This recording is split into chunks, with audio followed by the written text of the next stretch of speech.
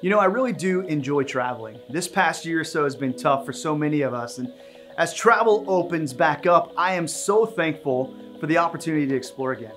One of the things I enjoy doing is when I visit a new place, trying the popular restaurants and the local cuisine.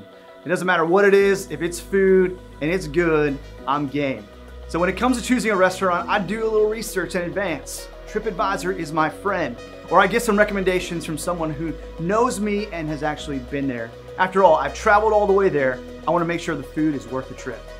I can confidently say that I've never been to a restaurant based on the review of, "I don't hate it." No one I know has ever given an enthusiastic recommendation that I should go and eat somewhere because they went there and they didn't hate it. That's not exactly a stellar or convincing recommendation.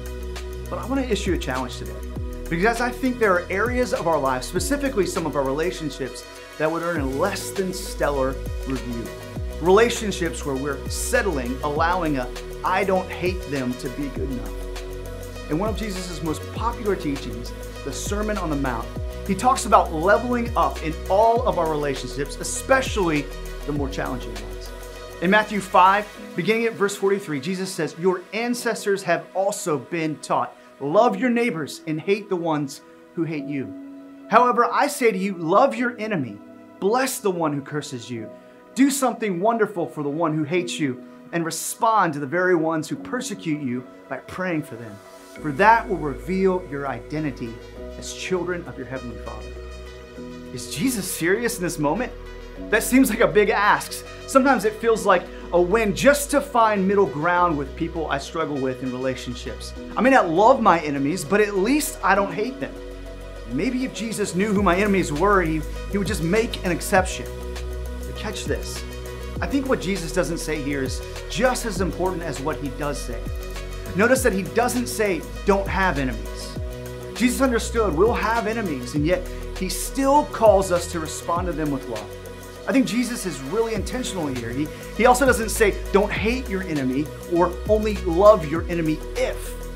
Halfway isn't good enough here, and there aren't any exceptions. He flips the script entirely and says, "Love your enemy." And the difference isn't just semantics, and it's more than just another rule. The love piece is part of the way we were designed. It's built into our spiritual DNA.